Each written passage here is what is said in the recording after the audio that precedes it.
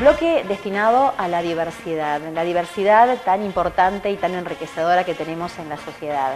La diversidad que también apela a la sensibilidad, a la responsabilidad desde el lado profesional, y por eso recibimos a una profesional comprometida como es la doctora Alexia Ratazzi, psiquiatra infanto-juvenil, especialista en discapacidad. En este caso vamos a hablar sobre autismo y vamos a hablar sobre la educación, sobre esto que hacemos hincapié semana a semana en nuestro programa, que es si se tiene en cuenta en la educación la diversidad, si se atiende y se mira a cada niño, a cada joven, a cada adolescente, con la mirada que cada uno necesita, sin caretas, y pudiendo mostrar a cada uno cómo es, aceptándolo y atendiéndolo. Atención a la diversidad desde la educación. Sí, el derecho a la educación es un derecho universal y te diré que en el tema, cuando hablamos de discapacidad y hablamos de autismo en particular, es uno de los derechos más vulnerados en la población que tiene autismo. Cuando te digo más vulnerado, quiere decir que muchas veces se niega la admisión a niños que tienen diagnóstico de autismo o de cualquier condición del espectro autista, se niega muchas veces la admisión a algunos colegios. Y eso en realidad es un acto que está prohibido por ley. O sea, es ilegal negar la admisión, ¿sí? Cuando uno se basa en las convenciones sobre, por ejemplo, la convención que es la más famosa y la más abarcativa de todas, la Convención sobre los Derechos de las Personas con Discapacidad, que data del año 2006 de las Naciones Unidas. En su artículo 24 dice muy claramente: las personas con discapacidad tienen el derecho a una educación inclusiva y de calidad. Eso permeó a lo largo de los tiempos, te estamos hablando hace 13 años atrás, ¿sí? En Argentina se ratificó la convención en el año 2008, así que hay legislación nacional. Y no solo legislación nacional en ese sentido, sino también hay resoluciones del Consejo Federal de Educación, por ejemplo. Digo, en el 2016 se firmó la resolución 311, no me quiero poner muy técnica, pero... No, pero es necesario saber que existe, la verdad que es que está, sí. Que hay que hacerse respetar. Hay un párrafo muy clarito que dice: está prohibido negar la admisión de un niño o una niña a una escuela por motivos de discapacidad. ¿Y por qué hay escuelas para ilegal. discapacitados? Bueno, ¿por qué? Porque estamos operando en el paradigma anterior. ¿Te acordás que antes en el otro programa habíamos hablado de esto, ¿no? De cómo venimos con los anteojitos. De los paradigmas y de los anteojos. Paradigmas que son sistemas de creencias profundos y muy arraigados en una sociedad, en un contexto determinado. Vos, para cambiar un paradigma, ese sistema de creencias, es un proceso que requiere de tiempo. Digamos, no es de hoy para mañana. Es de hoy y capaz que son 5 o 10 años. Porque tenés que cambiar la estructura. A ver, es como los anteojos a través de los cuales miran las personas la realidad. Los cambios de paradigma que están habiendo aplican en todas las aristas de la sociedad. Y la educación es uno de los grandes cambios de paradigma que está habiendo. Venimos de un paradigma anterior que se llama el paradigma de educación segregada. ¿Qué quiere decir? Que se divide a los niños según su condición en distintas escuelas, ¿no? Entonces, a la escuela, a ver, los chicos sordos van a escuela para sordos, los chicos ciegos van para escuela para ciegos, los chicos que tienen discapacidad intelectual van a las escuelas especiales, los chicos que tienen alguna cuestión con el aprendizaje y están yendo más demorados van a las escuelas de recuperación, los chicos que no entran dentro de estas categorías van a la escuela común, digamos los niños típicos. Normales sería, según la sociedad. Escuela común. Y siempre tenemos el tema con qué pasa con los niños que están dentro del espectro autista, porque a veces no cumplen claramente con ninguno de estos criterios. Entonces, ¿dónde van? Pero esto es un problema del sistema que está así diferenciado y que está basado en una suposición algo incorrecta en realidad, y esto las neurociencias también lo han mostrado una y otra vez, que es asumir que por la condición que portás, digo, por un niño o una niña, tenés un determinado perfil de aprendizaje y tenés una determinada necesidad de apoyos para aprender. La realidad, y hoy la neurociencia te lo dice, es que todas las personas, independientemente de la condición que tengan, tienen un perfil único de aprendizaje. Digo, entre los niños comunes, todos aprenden distinto. Digo, hay gente que aprende más cuando lee, hay gente que aprende más cuando escucha, hay gente que aprende más estando en movimiento, hay gente más, ¿se entiende? Los perfiles de aprendizaje no dependen de tu nivel cognitivo, dependen de otras cosas. Entonces, Lo que propone el nuevo paradigma, ¿okay? Hacia dónde vamos, pero de vuelta es un proceso, como hablábamos al principio, es lo que llama el paradigma de educación inclusiva. ¿Qué quiere decir educación inclusiva? Quiere decir una escuela para todes. Uso la palabra todes a propósito, digamos, pero es una escuela que aloje a todos los chicos. Eso es educación inclusiva. Los profesionales dicen que hay a chicos que tienen capacidades distintas o, no sé, diferentes o como le quieras llamar, cuesta unas veces poder expresarse para no ser no discriminativos. Les cuesta más tiempo y entonces la media es como que se retrasa. Por eso se necesita un apoyo diferente o un lugar diferente. ¿Qué me respondes? Eso es uno de los prejuicios o preconceptos más habituales, es pensar que si hay un niño con discapacidad dentro de un grupo que está siendo educado, es como si atrasara el nivel de todo el resto. Y no es así. Es un preconcepto. Pero que es súper frecuente. Ahora, todo tiene que ver primero con los objetivos de qué es lo que estás enseñando, digo, como adulto. ¿Qué es lo que estás enseñando? ¿Y qué querés que los chicos aprendan? ¿Y cómo lo enseñas? A ver, nadie va a negar que hay algunas personas que necesitan más apoyos que otras, ¿sí? Porque puede ser que alguien necesite un apoyo determinado o un ajuste determinado, pero no quiere decir que, todas las personas pueden aprender. Cualquier persona tiene un cerebro, y si tiene un cerebro, y que no es compatible con la vida no tener cerebro, si tenés cerebro, aprendés. En la etapa preprimaria, que es la del juego, que es la de sociabilizarse, que es la que los chicos inclusive integran, bueno, también depende de las crianzas, ¿no? Pero donde ellos hacen muchísimas menos diferenciaciones que un adulto, por ahí que viene cargado de tantos anteojitos, y que para ellos es normal, como lo es, un montón de diferencias en cada uno de sus pares. Es la época del juego. Hablando después de una primaria, donde eso, ¿qué estás enseñando? ¿Pero qué querés que aprendan? ¿Qué querés que aprendan?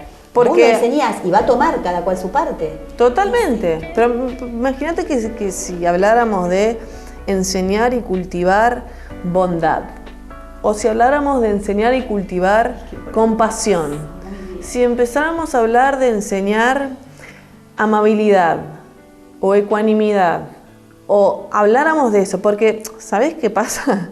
En realidad, y esto también las neurociencias están metiéndose mucho, o ternura. Mira, te tiro palabras que, uno no tiene muy asociados con habilidades o valores o actitudes, ¿no? O sea, sí las tiene muy asociados a valores, pero no como habilidades que se aprenden o se cultivan, o que se pueden enseñar en un colegio. Pues bien, sí se pueden aprender en un colegio.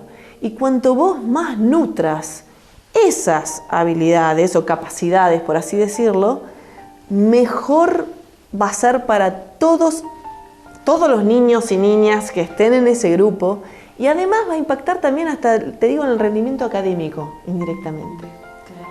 Sí, porque lo que vos querés fomentar es cooperación. Solidaridad. Es solidaridad, es valores, es compasión. Eso es lo que hace, es tal cual, Ale, porque en las neurociencias que hablábamos, yo trato de manejar desde lo científico, lo neurológico, por ahí lo holístico, ¿no? Que habla mucho del amor, todas las alternativas para poder entender esto que somos un poquito complicados. Y esto de hablar del grupo, porque el grupo hasta te enferma a veces, o el grupo te sana. O te habilita, o claro, te habilita y te o sana. te empodera. O te empodera. Totalmente. Y esto es lo que queremos. Queremos una sociedad cuyas escuelas eduquen en diversidad. Porque para los chicos, como bien decías vos al principio, los chicos no tienen prejuicios, ¿eh? No. Son los grandes los que tienen prejuicios y los que discriminan habitualmente. Los chicos, si vos los metés en un ambiente diverso, desde muy temprano, eso es lo que es familiar para ellos. Eso, no hay nada de ajeno para ellos en eso. Ahora, a esos niños que ya los metés en una trayectoria segregada y que no están en contacto con gente distinta, cuando más adelante se cruce con gente distinta, van a decir, y esto yo nunca lo vi, esto me es ajeno. Esa es la fuente de mucha de la discriminación que existe. Esto decía Amable con el autismo, bueno, que tengo uno de tus libros, sí. Es que en realidad sea amable con todo el mundo y a veces... Esta fue en realidad una brillantez de la editora de este libro. ¿Por qué? Porque es como un llamado a la acción tan claro y que no tiene que ver con lo técnico y lo teórico. Y que esto involucra a cualquiera, ¿entendés? Porque no necesitas saber sobre el autismo, no necesitas tener grande teoría o técnica o habilidades y saber qué hacer. Vos si podés ser amable, nada más esto. No necesitas estudiar 10 años para ser amable. Si vos podés ser amable con una persona con autismo o con su familia, o con una persona, no importa, con discapacidad, vos vas a aportar mucho. Y aportás mucho a una persona con autismo que por uno lo relaciona y que una de las condiciones que por ahí quiere estar más recluido o se centra más en sus pensamientos. ¿Le gusta? Respetar. O sea, cuando uno habla de ser amable, estás hablando también de respetar las necesidades del otro. Si hay alguien que realmente no le gusta o se siente mal, digamos, en contacto con mucha gente, ¿por qué vamos a exponer a esa persona a algo que le genera malestar y le hace sufrir? No hay necesidad de verdad. Entonces hay que saber, cuando uno es amable, aprende a escuchar lo que el otro te pide, ¿sí? Y a poder tratar de, bueno, con algo tan simple como pregunto, ¿qué es lo que necesita el otro? Lo pregunto. Los padres no lo asumo. Hacerlo. Los padres de chicos autistas pueden hacerlo, lo pueden comprender. Uno desearía que puedan poner en práctica. Muchas veces los adultos, ya te digo, asumimos qué es lo que necesita el otro. Muchas veces. Y esto, te digo, pasa mucho con la población con discapacidad en general, que los adultos o la gente que está alrededor siempre está asumiendo qué es lo que necesita la persona. Y eso es un problema en algún punto. Porque primero que no estamos respetando demasiado la autodeterminación de esa persona, que quiere decir las decisiones de esa persona, porque son personas y tienen sus derechos. Y cuando vos tomás una decisión por otra persona, corres el riesgo, está bien, quizás la persona está de acuerdo con lo que estás diciendo, pero corres el riesgo de tomar una decisión que no está en línea con la persona quiere. Y entonces estás vulnerando un derecho, que es muy frecuente, te digo, la gente no es que lo hace con mala intención, todo es con buena intención, o no sabemos. Pero imagínate, yo siempre lo pongo en esto. En general, la gente común que no tiene problema, si tenés que ir a buscar una psicoterapia, ¿sí? Porque tenés alguna cosa que te hace sufrir y buscas tu psicólogo o tu psicóloga. En general, las personas eligen o no eligen su psicólogo.